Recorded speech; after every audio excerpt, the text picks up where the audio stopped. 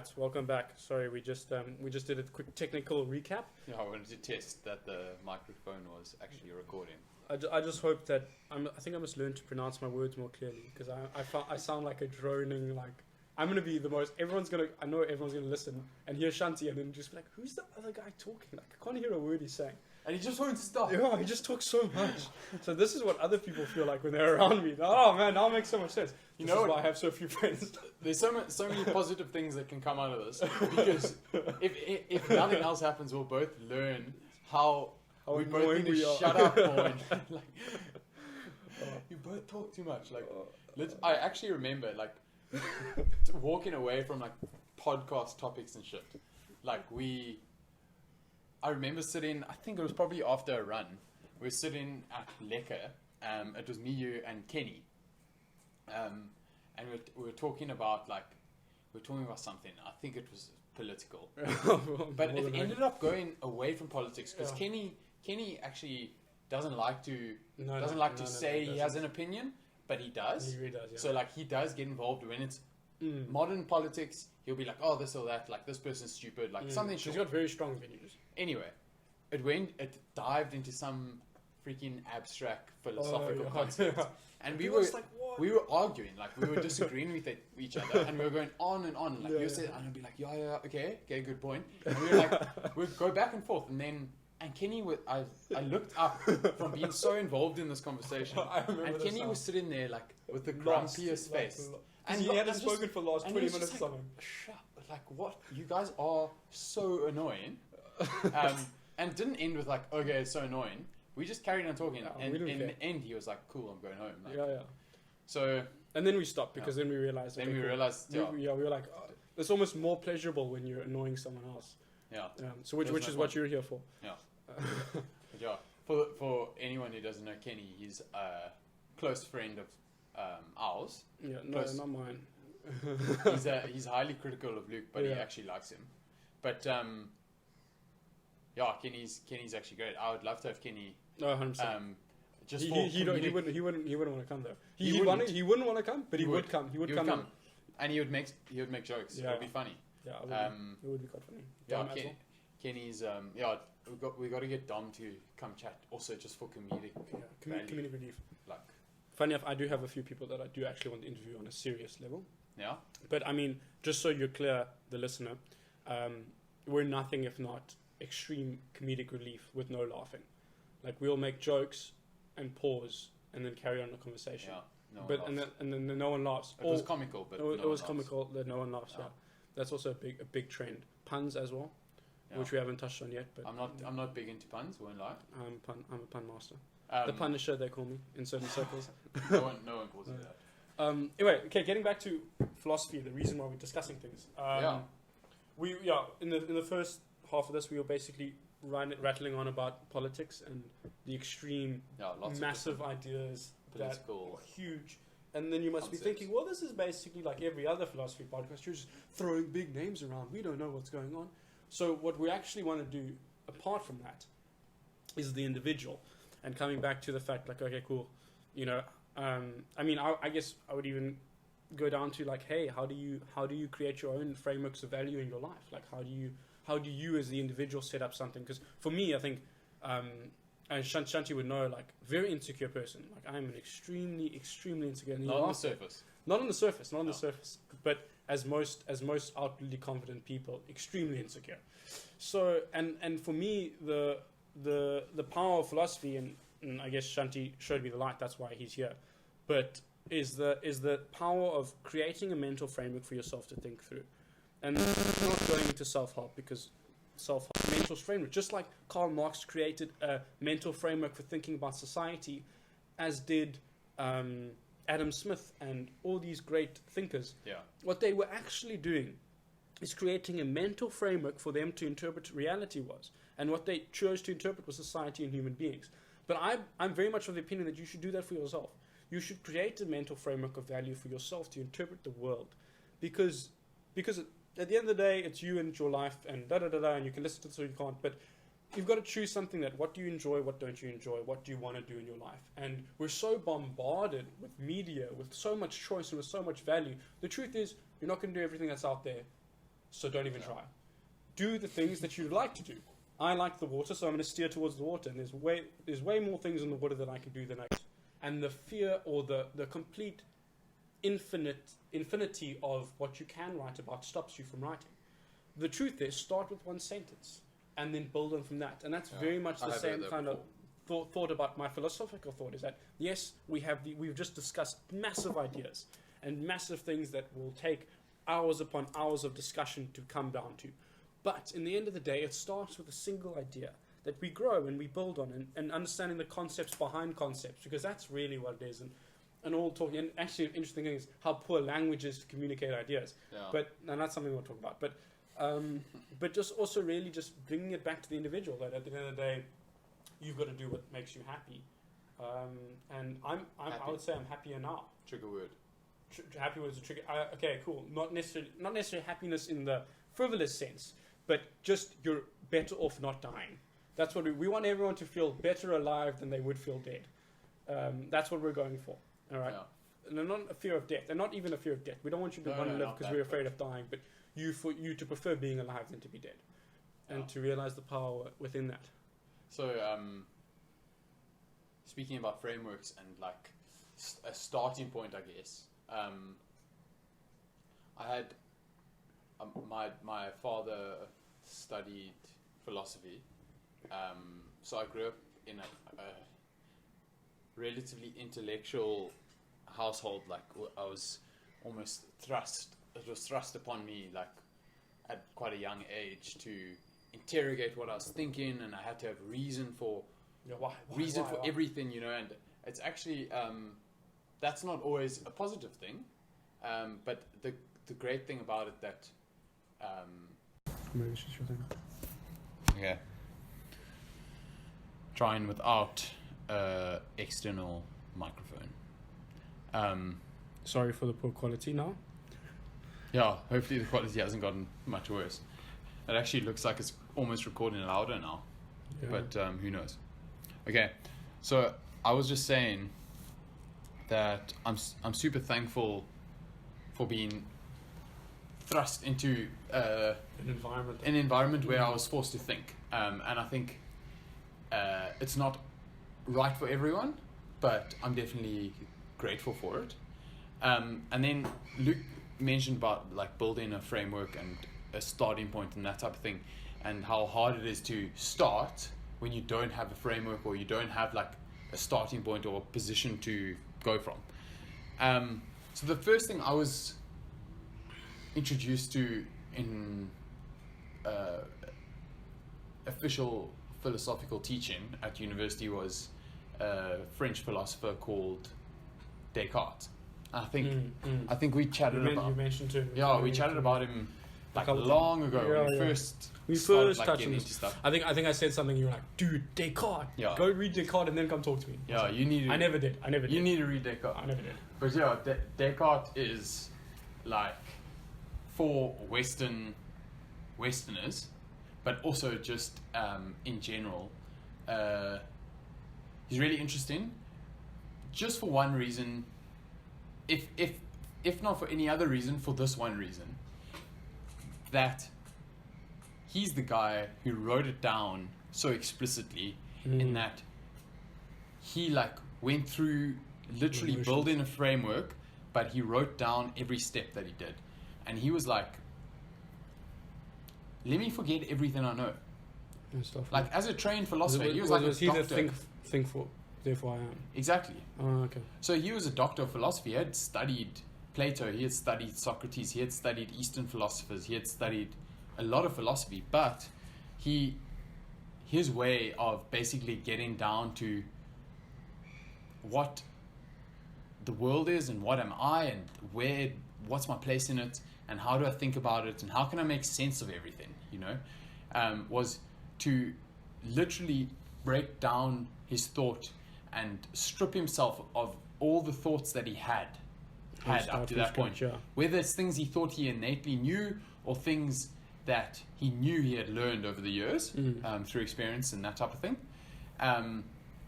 So he did the deep dive of what do I actually know, and therefore what can I build on.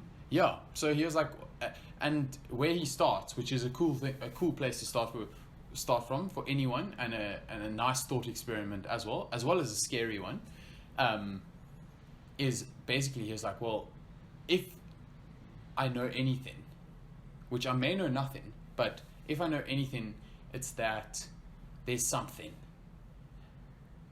that, and that thing's me. I don't know what I am. And I mean, this can go to idealism so quickly as well. So quickly. Oh well. Basically, Descartes, to a large extent, his theory on minds, basically gives idealism foundation for what exploring what is. So like his whole thing was like, let me start from, I may know nothing, but the one thing I can know for sure is that because I'm thinking these things, because I can acknowledge the act of not knowing something. Exactly. I know something. There's a thing. What is it? I don't know. He just called it his mind, right? He said it doesn't matter what we call it, but it can just be your mind. It doesn't matter what you call it because it's mine and you might not exist. And basically built a framework of philosophy on top of this. Yes. Interesting. Which is a cool place to start and a really cool thought experiment. Because not necessarily the most real thing, but it's like there's nothing real about it. Yeah. So he doesn't claim he's like. This isn't going to help you get a job. This is just purely just for you as a self-conscious being. This is something you should do. Exactly. Something just to. Like you should learn to run or swim. We encourage recognizes the fact that you know nothing. It's a great thought exercise. Yes. Just like going for a jog or a run, depending on whatever you whatever ability you have. You know, so that's something that's quite interesting. I would say to anyone, like go read a bit of Descartes and like what he was about and how he thought and stuff. He also, the reason he's so famous is not for that sentence that we all know, I think therefore I am, or cogito ergo sum in Latin. It's actually, he gave rise to the most famous largely unsolved philosophical problem of our era. Which is the mind-body problem. Oh yeah. It manifests itself in like so many different ways these days, and like we all talk about it in different ways, and we all have different problems with it and this and that, but basically it's like it is what the name says, is it's the mind body problem. Basically it's the material immaterial problem. What's material, what's immaterial, is there material world, is there immaterial world, is there both, if there's both, how do they interact, and where's the connection line, self-consciousness as well. Like all modern philosophy pretty much ends up asking those questions. So he was the first Western philosopher to pose those questions so clearly. And that's say Western great. Because I mean, as if you've dived into philosophy at all, and there's huge differences between Eastern and Western thought. And arguably, the Eastern thought has dived into idealism far earlier than the Western philosophy. They, in the very beginning, they started in nothing exists, therefore what exists. They started with that question. We started very much from Athens, which was, okay, cool, we exist. Now what do we do? Well, Plato and Socrates were very practical thinkers, actually. Very practical thinkers, so. Which arguably didn't work out that well for democracy, because I mean China's doing quite well. China is such a such an amazing great political topic, case study, political case study to talk about, especially because I'm writing that down. It's officially run by a communist party, but their economic policies are very free market and full of foreign trade and that type of thing. Which shows you there is a good medium. Okay, just so we can put it out there, there is such a thing as a good medium. Your average Chinese person whose freedoms are restricted may argue differently, but on paper, there's a good medium. Remember, everything we discuss here is on paper because we don't actually know any better. All right. So but what was I saying? Jeez, I lost my train of thought. Descartes, building Yeah. thoughts, China. Yeah, so you're right. The Eastern philosophers did have a good conception of probably what we would call type of idealist thought. Just like we should dive into German philosophy. You know what I realized? I brought up idealism probably in the first 5 minutes, and I never explained what I meant by it. Oh, because we dived into something else. Yes, let's go back. We got distracted by German philosophers. Yeah, we've gone full circle. Well done for us for coming back to this, I must say. So what I mean by idealism, and I talked about what idealism if you've been listening for this long, you're finally going to get what you came for. I did talk about what idealism had become, but what is idealism in a nutshell? My sister actually helped me out with this. Recently, that's why you're on it. Recently, yeah. Okay. She actually helped to remind me, and then I did some reading and to remind myself and that type of thing. So idealism is a school of thought where your view on the world is that the only real things are your thoughts. So, to be more clear, the only reality is the reality that you conceive inside your head, right?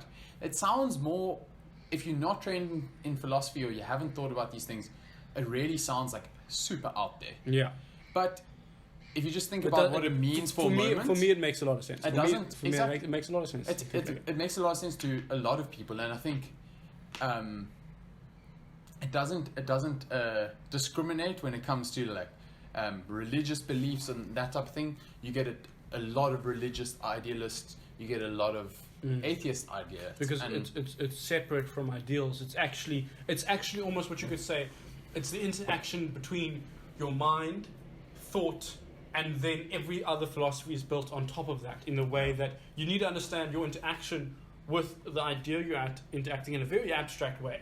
Like if you could see me right now, I'm using my hands very much to explain my concept. But it's like if you think about it in dimensions, all right? If you think about your self-consciousness in the very first dimension, then your interaction with the world or your interaction between thought or your self-conscious and then thought is the second dimension. Then the third dimension is your thought then entering into reality. Yeah. Or think about it in degrees. Degrees is probably the first one. The first degree of thought is self-conscious, is the act of thought. Yeah. The second degree of thought is acknowledging the act of thought, and then the third degree is the product of the thought, which is then the idea or the concept that you're trying to think. So I'm a self-conscious human being, and therefore I am. Okay? Therefore I am thinking that I am is the thing. Then the thought that I'm thinking about is then the third degree, which is very abstract and very deep. We need diagrams to explain this. But it will make a lot of sense if you thought about it previously. If you'll get what I mean if you thought about this previously, and you understand that there's a step of degree to certain thought. Yeah. You could actually, it's better to think about it as a circle, as an orbit, as an electron. You can think about it as yourself as the Earth, and then the Moon, and then whatever. Anyway. But yeah, it's complex, and but yeah, I agree with that. I agree. I think that's probably a good way to start. Actually, start with the very innards. But then again, that's why I thought it was a good topic to bring up in the beginning. Yeah. I'll put it out there immediately, or at this point, is I am not an idealist. I don't believe... I'm not an idealist in the classic sense, or definitely not in the sense that it's at the place where that idealism's come to in this modern world. Yeah. But, like... objectively. The part that I didn't get to say, because I talked about what it had become, is what it was before, with like the purest form. The father of idealism is arguably Hegel, Friedrich Hegel, also a German philosopher, after Kant, and he, like you said about the philosophers of those times, like his brushstrokes were very broad, and he didn't narrow it down to the outside world doesn't exist. Need to. So idealists today will tell you that the physical world doesn't exist. It's not in existence. Which it's is not a pointless real. Argument. Which I mean, it has basically value, but it doesn't matter. Their own philosophy defeats that whole purpose of saying that. Yeah. Because basically all they're concerned with is the act of non-existence. No, that all they're concerned with is the immaterial, the thoughts that go on inside your head. So the fact that they even talk about an external world is pointless. Okay. However, the idealism that's been lost maybe, or the idealism basically what Marx based and turned it around as a descriptive view on history, as opposed to like a philosophical thought process. It's like we can't say anything about stuff we don't think about. So we can't say anything that is outside of our realm of experience, though that's outside of our minds. We can't say anything about those things because we don't have any experience on them. But that's not to say they don't exist. And a lot of people just put that down to being inspired by Kant. And if you read any Kant, basically that's his metaphysical take on the world. Is there's a physical world, we interact with it, but we can't say how we interact with it, so it doesn't matter anyway. I'm moving on from that now. Let me talk about morality for the next 5 books, you know. Which is then what Karl Marx then grew on saying, okay, cool, I agree with Kant, let's get even more detailed. Well, yeah, more realistic, more Hegel, but more realistic. Well, yeah, but just turned it into a materialist theory where it doesn't matter what's what. This is the theory of reality, how it should work. And anyway, but we've actually been going on for about an hour now. So let's wrap it up. I think we wrap it up. I think if you've been listening, you get a gist of it. If you've listened this far, congratulations. You achieved nothing. You've also done better than most. You've done. I think you've probably done. I would love to get the statistics on this, but yeah, I mean, thanks for coming along. This is more for us than for you. We'd like to churn these out. I think not too many in one go because our brains would melt, but a couple here and there. Probably we try to keep to a consistent schedule, but we appreciate any kind of feedback. What did you think of the audio? What did you think of our 20-minute video that's also going to go up? that broke down. And what do you think of this idea? If it's something you like, something you dislike, let us know. We're gonna. I think we're gonna say that now. I think we're gonna end it there. Yeah, I think one thing to note is we definitely need to set up an email address. Yes. So we don't have one at the moment, but maybe. By the time this goes live, I would have added it non-point into the. It's actually a non-point. It's a non-point because no one's ever going to hear this. Yeah. But that's it. Thanks so much for listening. First episode, first season, first thing ever. It's going to get so much better from this. Season 1, episode 1. It's like the best part of Game of Thrones. So it can. 100%. It's all down here from there. It's all down here from here. It can only get worse now. Fantastic. Cheers. Bye.